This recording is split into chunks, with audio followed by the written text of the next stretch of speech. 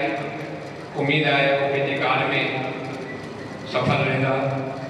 हाणे मां निवेदन कंदुमि भाउ मनोहर लाल वाधवानी असांजा नया अध्यक्ष अचनि ऐं पंहिंजा वीचार प्रकट कनि।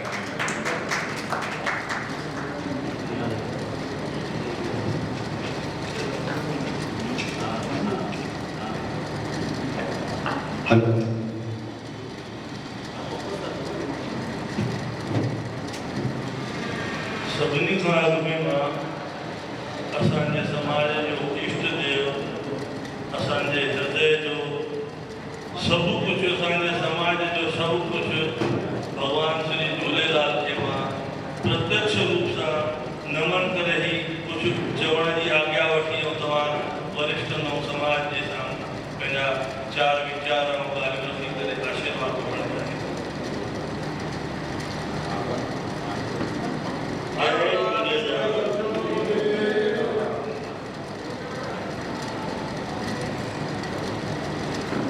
सम्माननीय मंच ते वेठल असांजा समाज जा अग्रणी वरिष्ठ जन ऐं हिन सेंट्रल सिंधी पंचायत जेकी पिछले 56 सालनि खां कार्यरत आहे उन्हीअ जो बि ॿिज असांजे वॾनि जे पोखियो आहे।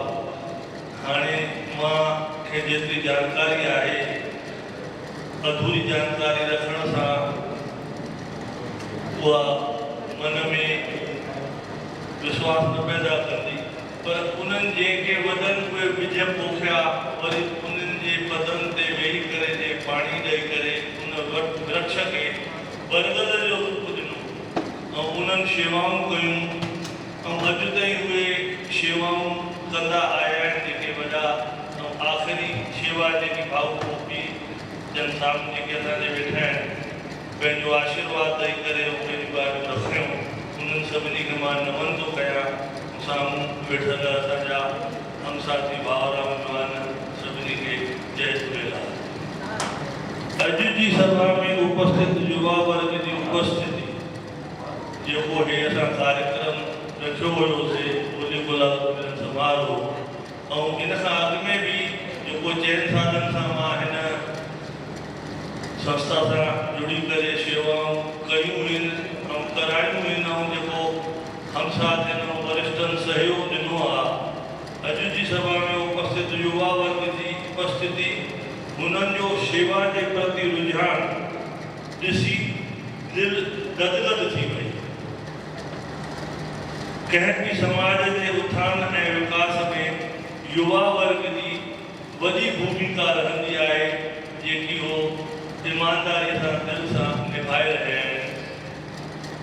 अॼु समाज जे साम्हूं कुझु कठिन हालातुनि सां गुज़री रही आहे जंहिंमें कुझु हिन रीति आहिनि समाज में रिश्तनि जूं परेशानियूं थी थियनि, रिश्ता थियण में दिक़तूं थी अचनि। तव्हां वरिष्ठनि सां निवेदन आहे, समाज जे युवाजन सां बि निवेदन आहे कि छोकिरियूं थियनि उन्हनि जा रस्ता कढी करे उन्हनि खे थोरो सुलझायूं त समाज हित में उहो कार्य थींदो त सुठो लॻंदो। ॿियो समस्या तलाक ऐं सगाई टुटण जा बि केस ॾाढा थियनि। हिकु त कमु थियनि थोरो लेट लतीफ़ा ऐं दिक़तनि सां था थियनि, पंहिंजा जेके सेण सॼण न्याणा भेणिया विच में पई करे कमु कराईंदा हुआ उहे रिश्ता जेके थींदा उन्हनि में इहे समस्याऊं न ईंदियूं। अॼु उहे समस्याऊं अचनि थियूं, रिश्ता थियनि था वरी मुश्किल सां, उन मां अधु खां वधीक रिश्तनि में समस्याऊं थी अचनि जंहिंजे करे ॿिनि परिवारनि खे उन्हनि समस्याउनि सां ग्रसित थो थियणो पए। असांजे समाज में न चवणु खपे कि एकता में कमी आहे, सतना में उहा कमी नज़र कोन थी अचे, पर उन ते असां ध्यानु ॾींदासीं कि एकता जेकी आहे उहा समाज जी बणियल हूंदी त सतना समाज जो क़ाइमु रहे।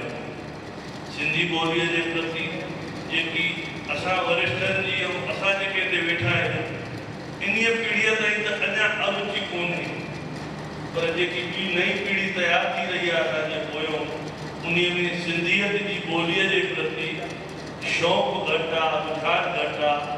उन ते हो ध्यानु ॾियनि। इन जे लाइ असां सभु गॾिजी करे ध्यानु ॾियूं कि असां पंहिंजे परिवार में ईंदड़ ॿार ईंदड़ जेकी नौजवान आहिनि उन ते ध्यानु ॾियनि।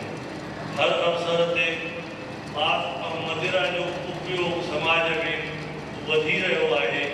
मां उन ते टीका टिप्पणी नथो कयां, पर इहो ध्यानु ॾियो कि उहो धीरे धीरे घटिजे वधे न। अदर समाज जे साम्हूं इन ॻाल्हि जो मैसेज घटि वञे। सम्मान उन ॻाल्हि जो असां कयूं। इहो मुंहिंजो वीचार आहे तव्हां वॾनि जे साम्हूं ॿारनि खे ऐं नौजवाननि खे। ऐं हर अवसर ते शादियुनि में चाहे मंगणनि में असां ख़र्च ख़ूब था कयूं। उचित ख़र्च कयूं। ख़र्च करण में कोई बुराई न आहे। आडंबर जे ख़र्च खां थोरो सो बचूं, इहा मुंहिंजी वेनती। उन ते ध्यानु ॾींदासीं। आदेश सेंटर